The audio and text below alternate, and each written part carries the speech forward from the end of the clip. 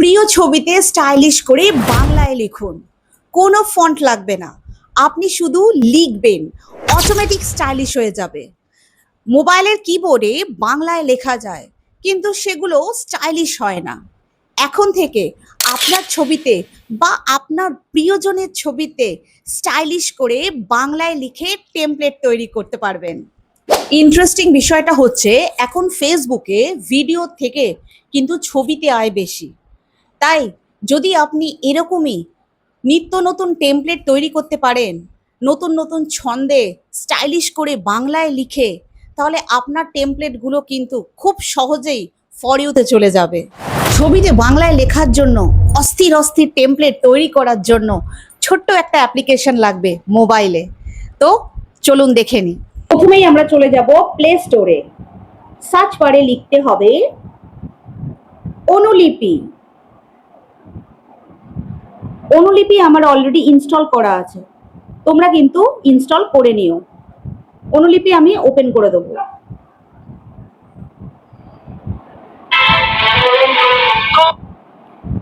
দেখো অনুলিপি আমাদের ওপেন হয়ে গেছে।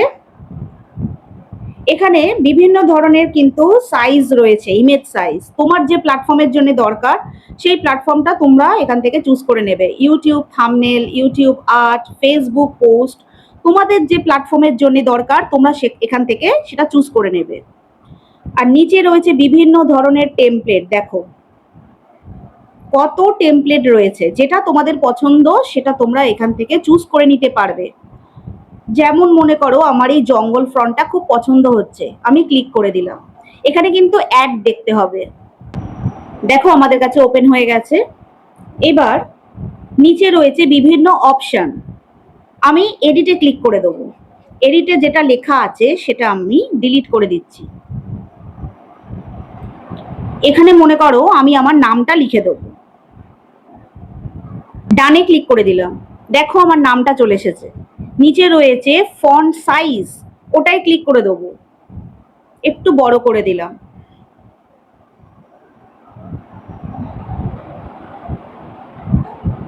দেখো কি সুন্দরভাবে আমার নামটা এখানে চলে আসলো, কত সুন্দর দেখতে লাগছে। এরকম ভাবে তোমরা নিজেদের নামের কিন্তু টেমপ্লেট তৈরি করে নিতে পারো। এরকম ভাবে বিভিন্ন ধরনের টেমপ্লেট এখানে রয়েছে, নিজেরা পছন্দ করে নিও আর নিজেদের পছন্দ অনুযায়ী নিজেদের টেক্সট লিখে টেমপ্লেট তৈরি করতে পারো। এখানে অনেক ছবিও রয়েছে, ইমেজেস রয়েছে, যেটা পছন্দ হবে সেটা চুজ করে নিতে পারো। মনে করো এখান থেকে তুমি কোনো ছবি নেবে না, নিজের ছবিতে লাগাবে, তাহলে নিচে রয়েছে প্লাস আইকন, সেখানে ক্লিক করে দেবে। পিক ফ্রম গ্যালারি, গ্যালারি থেকে তুমি ছবি নিতে চাও, পিক ফ্রম গ্যালারিতে ক্লিক করে দেবে। আমার গ্যালারি ওপেন হয়ে গেছে, আমি মনে করো এই ছবিটা, দেখো আমার ছবিটা চলে এসেছে। নিচে রয়েছে ক্রপ অপশন, যদি ক্রপ করতে চাও ক্রপ করবে, ডোন্ট ক্রপ, যদি ক্রপ না করার ইচ্ছা হয় তাহলে ক্রপ করবে না। আমি একটু ক্রপ করে নিই।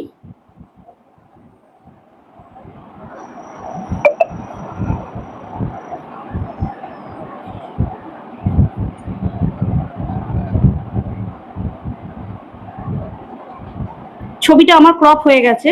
এবার আমি নিচে এডিটে লিখে নেবো কি লিখতে চাই।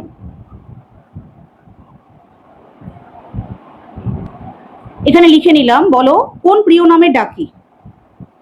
ডানে ক্লিক করে দিলাম। দেখো লেখাটা আমার চলে এসেছে। এবার নিচে রয়েছে ফন্টস অপশন, তুমি ওইখানে ক্লিক করে দেবে। এখানে রয়েছে বিভিন্ন ধরনের ফন্ট, বিভিন্ন ধরনের ফন্ট, যেটাতেই তুমি ক্লিক করবে দেখো ওপরে কিন্তু তোমার লেখাটা ওই প্যাটার্নেই কিন্তু শো করবে। মনে করো আমি এইটা পছন্দ করলাম, ডানে ক্লিক করে দিলাম। দেখো আমার লেখাটা ওই ফন্টেই কিন্তু লিখে দিয়েছে।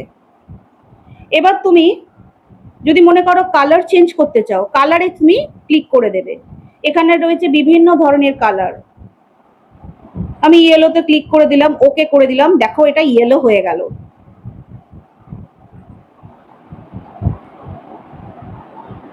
দেখো কতটা সুন্দর লাগছে। ওপরে রয়েছে সেভ অপশন, সেভে ক্লিক করে দিলে, সেভ ইমেজ টু গ্যালারিতে ক্লিক করে দিলে দেখো your image save to your gallery successfully. এবার ব্যাক করে দেখে নাও।